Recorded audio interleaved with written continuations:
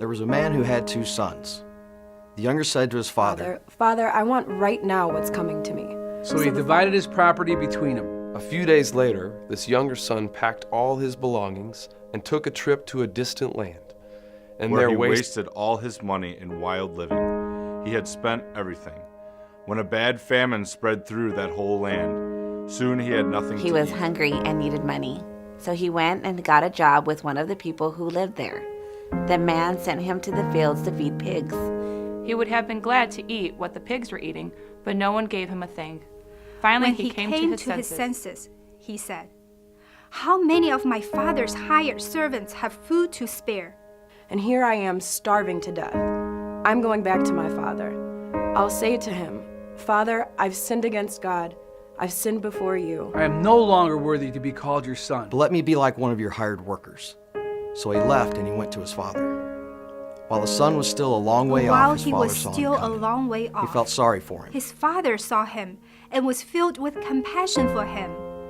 He ran to his son, So he ran to threw him his and hugged arms him and around kissed him him. and kissed him. The son said, "Father, I have sinned against God and have done wrong to you. I am no I longer don't worthy deserve to to be be called your son ever again. But the father said to his But the servants, father wasn't listening. He was calling to the servants, "Quick, bring a clean set of clothes and dress him. Put the family ring on his finger and sandals on his feet." Get the best calf and prepare it Bring the so we can fattened calf eat and and celebrate. kill it. Let's have a feast and celebrate. This son of mine was dead, but The has son now of come mine back was to dead life. and has returned to life. He was lost and is found. He was lost So the party and is began. found. Given up for lost So and they now began found. to celebrate. And they began to have a wonderful time.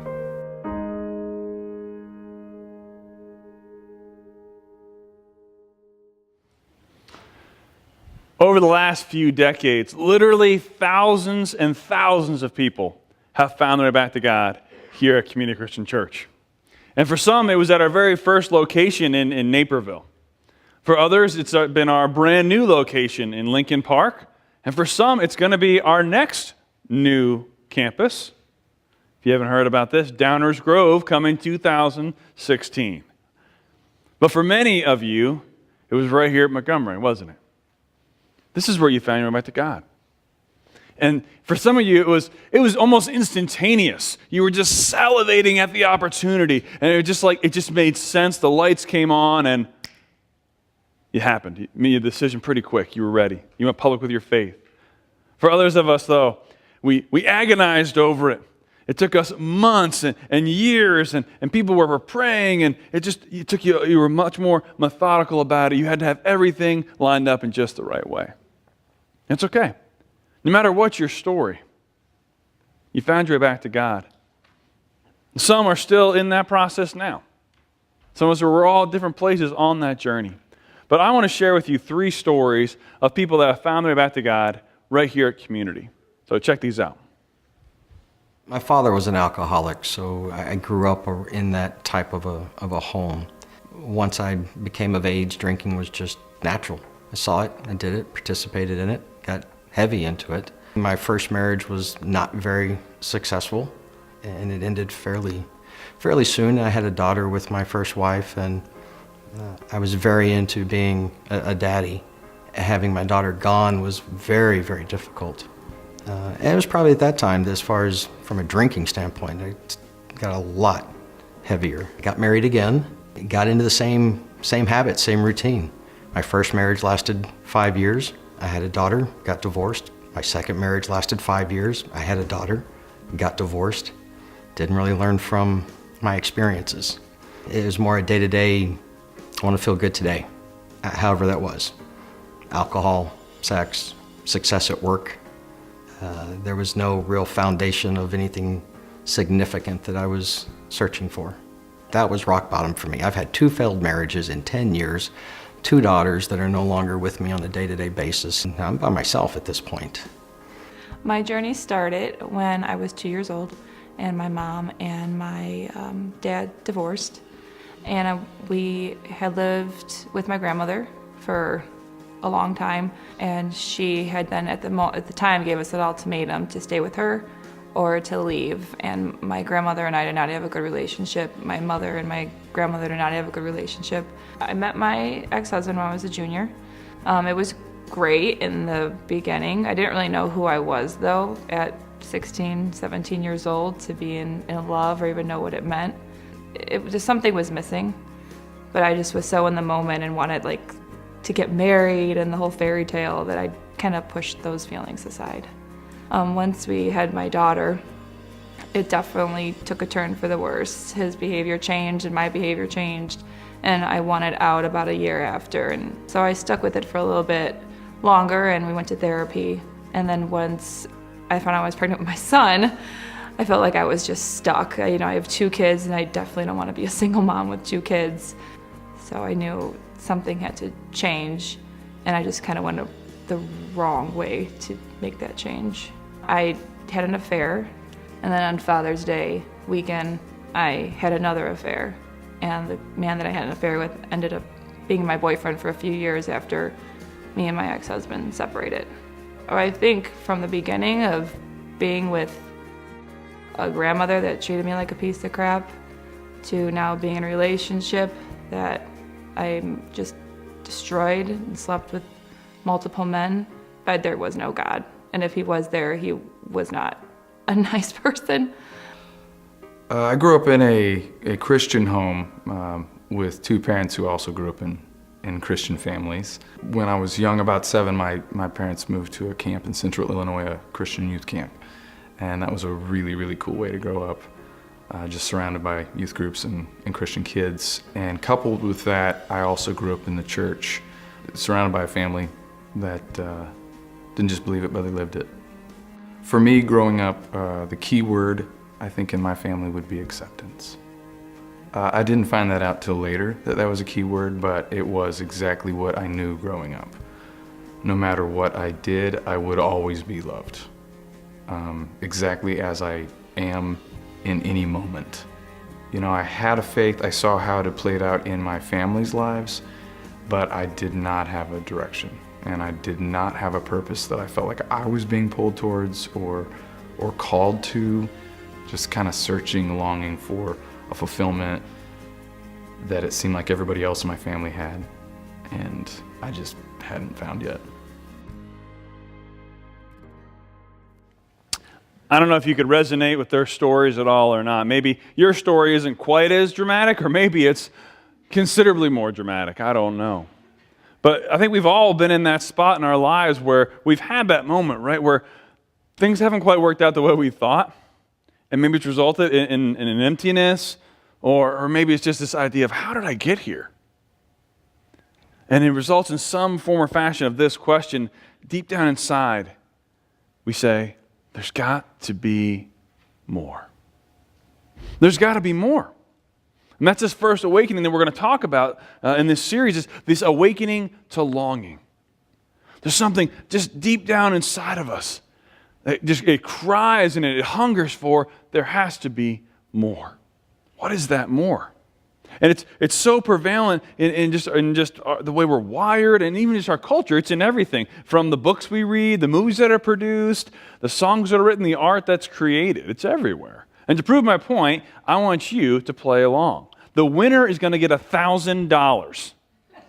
I'm just kidding. Okay, you're like, you just lied to us. You broke all the trust you just built up. It's over. But no, I want you to participate. We're going to play a clip of a song for about 3 or 4 seconds, and I'm going to see if you guys can sing the other part or just say the other part, okay? Some of you, please don't sing. So, all right, so ready? Here we go. Ready? First one. It's the easy one. Ready, set, go.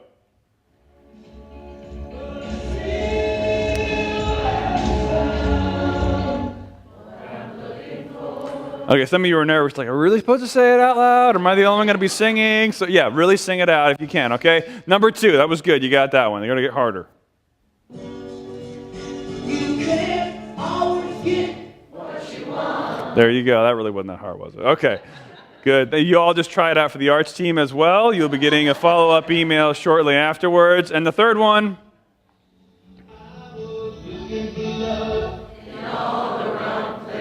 If you're in your 20s or younger, you're like, I don't even know what that song was. You're like,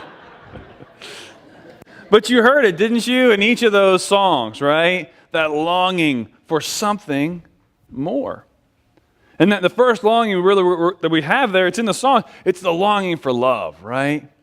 We all want it. In fact, there's one guy that wants it more than anyone else in American history, Glenn Wolfe. Anybody know that name? Glenn Wolfe is famous for setting the record for the most number of marriages. Can you guess how many? Higher? Warmer? Lower? 29. 29 times. And then here is just another interesting tidbit of information. Can you guess what his occupation was? That would have been good. Baptist minister. I know. That's why we're not Baptists. So no, I'm just kidding. No. I'm just kidding. We love them. But at some point, I just have to ask myself, Glenn, what were you thinking? Like, at number 4, you would think at least you'd say, this is just not, I'm not made for this, like, stop. I need to live a life of singleness. But on the 24th time, you think, really, you would say, why does he keep doing this to himself and these women? The same reason you and I, when we get dumped or the divorce happens, right?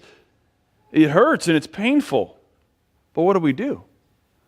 Either we go to another relationship, or at the very least, we're longing for more.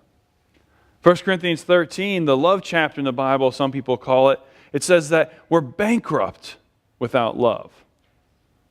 Now, typically, we'll try to substitute that love for human love, and that's only a fraction of it. But what God's saying in that passage is, it's my love, my presence in your life that you need to fulfill you. And the temptation is that we go looking for love in all the wrong places, right? We have that longing. The next one is the longing for purpose, right? And there's lots of different, longings we can have. So I'm just going to hit kind of the major ones, if you will. And this longing for purpose, it happens even when we're just little kids. When you're 5 or 6, think, for example, what did you want to be growing up? A nurse, a pilot, astronaut, pro athlete, something like that. No one ever says pastor. I don't know why that is, but you wanted to be like something, and you weren't thinking, I want to have that occupation or that job because I want to make lots of money and I want to be able to pay all my bills. No, of course not. I hope not, right? Why were you thinking about that? Because there's something inside of each of us that we want to accomplish something. We want a mission. We want a purpose. We long for that as part of our identity. There's a desire in us to accomplish things. That's why Rick Warren's book, The Purpose-Driven Life, do you know the only book that has ever outsold his book? The Bible. It's the second leading all-time selling book behind the Bible. That's pretty good. We have this longing for purpose. Colossians 1 says it this way, verse 16. Everything got its start in God. It finds its purpose in Him. See, when we put our purpose in Him, then we start answering some of these items, right? These longings. Awakening to longing. So we have this awakening for love. We have this awakening for purpose. And the other big one is just awakening to meaning. Right? If you live life long enough, you're going to start asking some why questions, right? You're inevitably going to run into some pain in your life, some form of suffering. It's going to happen, right? And you start saying what? Why? Why, God? Why did you allow this to happen? God, maybe it's a natural disaster. Maybe it's something personal in your life. Or maybe another why question. God, why am I here? Why did you give me the gifts that you've given me? Or why didn't you give me this certain gift or that talent? Something inevitably will happen. And you'll say, why? And here's the thing. In the midst of that suffering, oftentimes that's when we really start to question God. If He's really real, if He's really even there, if He's even listening. And it seems unfair when we're in those spots, right? It seems unjust. And you know what? You're absolutely right. It's not fair. It's not right. In fact, God agrees with you, and He says, that's actually not the way I want things to be. It's not the way I designed things to be. In Genesis 1 and 2, when He creates the world, His dream for the world is not to have that injustice, that pain, that suffering, that abuse, that fill in the blank.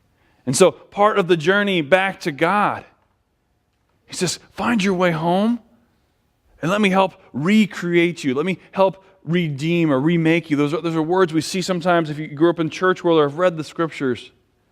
It says, let me bring you back to the way you were intended to be. Let me help you find your way home. Let me help you find real meaning, real purpose. And the problem is we try to satisfy these longings, right? Without God.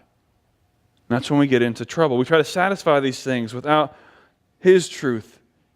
But if we begin our journey back to God with that premise, it leads us to a very different place. In Luke 15, in fact, that's the story. If you have a Bible or an app, you can click there or turn there. I want to challenge you to look at this in your small group or maybe take some notes. And we'll be looking at this story a lot. And this is actually considered outside of even just biblical literature, the story of the lost son, or some lost sons. Really, there's two. It's considered to be one of the greatest works of literature, just in terms of short story narrative. So it's a fascinating story Jesus is telling here. And so we heard this on the screen, that they read the whole story to us about these two sons. And we really only heard about the first one today. And the younger son, right? He says, I want to take the money and run, right? I want to go and I want to live. I want to party. Give it to me now. And now that sounds like, in our culture, that would be, probably rude. But in first century, in ancient Near Eastern, Middle Eastern culture, you have to understand just the offensiveness of this request. It's so severe, it's almost unthinkable. You see, in that day, not only were you supposed to wait until your father died, right, to ask for the inheritance, the equivalent, right? You're supposed to wait for your family members to die before you read the will. You were also supposed to take care of them as your father aged. And so there's kind of a double whammy, if you will, of why this request is so insulting. It's equivalent to literally the son spitting in his father's face, eyeball to eyeball, looking right at him and saying in modern language, Dad, I don't care if you live or die. There's got to be more than just what's happening here. And so I really want my money now. I don't care if you live or die or if you're healthy or just whatever. Just I want to do what I want to do, and I can't do it here. That's harsh, isn't it? Don't you hear that and kind of go, man, that's gut-wrenching. This is the story Jesus is telling. He says something that many of us, easily we throw this kid under the bus, right? We say, this kid's a spoiled, rotten brat, right? At the same time, I think if we're all really honest, haven't we been that kid? Hasn't there been a time in your life, there hasn't mine, I know, where I have felt like I really deserve it. I deserve to go wander the path. I deserve to go do some wild living. I have earned it. You don't know my story. You don't know my situation. So before you even, try to tell me what to do, just back up a little bit. So Jesus says, okay, let's talk a little bit. He says to the younger son here, let me tell you a story. He tells this story, and it's a story like so many of us, right? He sets off for a distant country, it says. A distant country. Because this feeling of wanting more. And let me say, by the way, having a feeling of wanting more isn't necessarily all bad. But let me also say this. It's not a license to fill every desire you have. Does that make sense? Just because you feel it doesn't mean you do it. There's another way to say that, and that's a popular thing. But the longings God puts in you, like the longing for love and purpose and meaning, those are legit. But don't act on everything, okay? Absolutely not. So he sets up to this foreign country, and this tells us not too many details. It says that he goes and he lives wild living. It says the younger son squandered his wealth in wild living. And it's kind of left in our own imagination. What does he mean by wild living? Today, it would be equivalent of, going to party in Vegas or Amsterdam or Louisville, Kentucky, right? Like all the exotic places out there. I don't know why Louisville's funny. It's a crazy place. And you get the idea, right? He's saying, if we were to put our imaginations to this, probably lots of partying, lots of binge drinking, women willing to satisfy every desire. But what happens? A famine hits. And then what happens after that? There's no more money. Those so-called friends, where are they? They're gone. And the story goes on, verse 15 and 16. So he went on and he hired himself out as a citizen of that country, who sent into fields to feed pigs. Ultimate insult for a Jewish person. He longed to fill his stomach with the pods that the pigs were eating, but no one gave him anything. See, longing for love, the ladies didn't do it. Longing for a purpose wasn't the partying, wasn't even the excitement and the adventure of the travel to another country. And where is he left? He's left with why questions. Why is my life turning out this way? Why isn't this turning out the way I thought? Why am I even here now? I never thought my life would turn out like this. Do you feel that? Have you been there? Jesus tells this story because we all know it's way too familiar, isn't he? The whole story. It's us. We're the lost son. We're the younger son who we've squandered. We've wandered away. And Jesus says, I want to help each of us, each of you, find your way back home. And it leads to what I think is the most important question of life. You have to answer it. Where will you go to fulfill those longings? Let it soak in. Where will you go to fulfill those longings? See, those longings can either push you toward God, or you can choose to let them push you away. And it's up to you. So you've probably figured it out by now. We're in the series, Finding Your Way Back to God. Very intentionally. Because we believe like these 5 awakenings we're going to talk about are 5 awakenings that are pretty much part of all of our stories. So this awakening to longing today, I can tell right now, there's some of you, it's already stirring. And I hope it's stirring for every single one of us. Whether you are not yet a Christ follower and you're just investigating and you're seeking, maybe even skeptical, or maybe you've been a Christ follower for a while and he's just going to challenge you to mature and he's waking something new in you. And so throughout this series, we're going to unpack each of these a little bit further, and we're going to be looking at the story of the prodigal son and unpacking it just a little bit deeper and deeper each and every week. But as part of that, Dave and John Ferguson, our co-founding pastors, they did write a book. It's a great resource. I want to encourage you. It's out in the lobby if you want to get one of those. But the point of this is not to sell books. The point of this is to help us dive in deeper to what it means to be a Christ follower. What does it mean to find our way back to God? So let's hear a word from our founding pastors, Dave and John Ferguson. That story of the lost son is every one of our stories. That's why Jesus told the story, to help each of us find our way home, to help us find our way back to God. And what the story does, it introduces one of life's really big questions. And that is, where will we go to satisfy these longings we have for love and for purpose and for meaning? Will those longings drive us away from God, or will they bring us back closer to God? John and I have had the opportunity to interview, really hundreds of people and see thousands more walk a similar path. And that path always included 5 spiritual awakenings on their way back to God. And in the next sessions, what we want to do is we want to introduce you to these 5 spiritual awakenings. And here's my sincere hope. It's this, that you will find your way back to God. Maybe for the first time, or like me, maybe one more time. The 17th century mathematician Blaise Pascal had one of the greatest intellects in the history of Western civilization. He grew up knowing about God, but not earnestly following Him. Then, in a profound middle-of-the-night experience with God, he had a change of heart. That experience ignited Pascal's passion to help others find their way back to God. Pascal began to challenge his fellow intellectuals to a wager on God.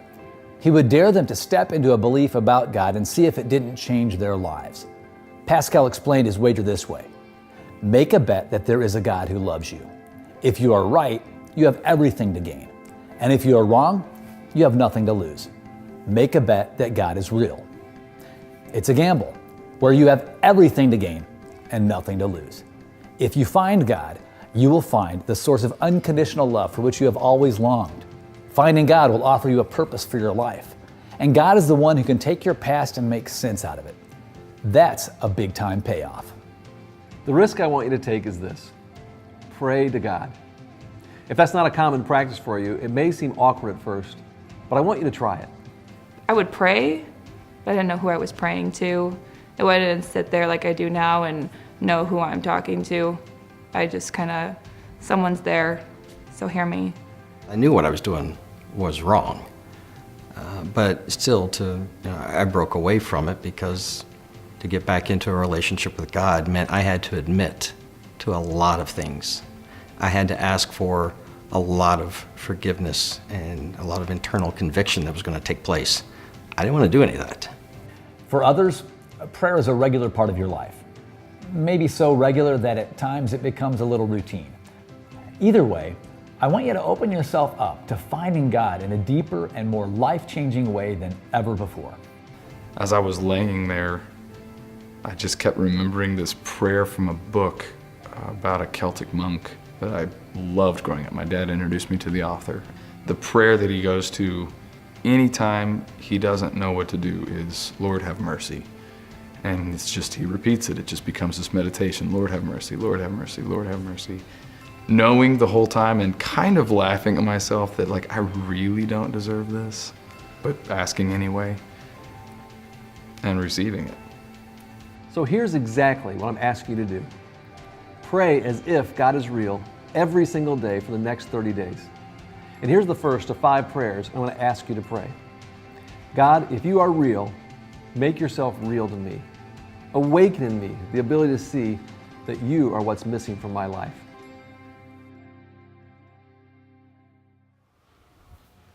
God, if you're real, make yourself real to me. Seems pretty harmless, right? What do you have to lose? You have everything to gain. And I want to challenge us as a church, whether you are a Christ follower or not yet. I dare you to pray that. And so if you aren't, what do you have to lose? But if you already are, I pray that you would try that prayer and say, God, awaken in me something new. Make yourself real to me, maybe in an area or in a way that maybe in a deeper way I didn't know yet. Because the tendency, if you have been a Christ follower for a while, to kind of be like, oh, that's easy. That's child's play. Is it? I dare you. But yet, if you're not a Christ follower yet, and you're just seeking and investigating and maybe even skeptical, that just sounds insane. It sounds simple on the other side of the coin, like that's so ridiculously easy. Maybe your prayer was just, if you're even there, make yourself real to me. Let's do that together. And one of the ways you can do that is it's in the back of that book, or you can do it online at this website, Community Christian, and then / find your way back. And you can just enter your email. We're not going to sell it off to anybody. And it'll send you a reminder every single day. How many times have you signed up for a reading plan or something, or some kind of plan, and then you forgot to do it, right? It's 30 days. And it'll send you an update every day. Here's a quick thought, here's a scripture, and here's the prayer. And it'll remind you. I would love for us to do this together. And imagine if God actually did fulfill those longings in your life. Whether for the first time, or maybe just in a new way. Maybe you just need a deeper sense of that awakening to love, that longing that's there, or for purpose or meaning. And that's my prayer for us as we go through this series, is that God, as we feel these longings, as we awaken to these longings, would each of these awakenings, lead us back to you. So let's pray together. Heavenly Father, thank you so much for these men and women, God. God, thank you for the stirring that is happening right now. God, I pray that you would awaken in us something new. God, if you're real, make yourself real to us for the first time or in a new way. God, help us to realize that you are the source of true love, of real purpose, of real meaning. And God, the questions we have and the stories we have and the experiences we have, would you help us filter all of those through this awakening, this longing for there's got to be more. So stir in us, God, something new, something fresh, something that's willing to take that next step in our relationship with you, Jesus. Amen.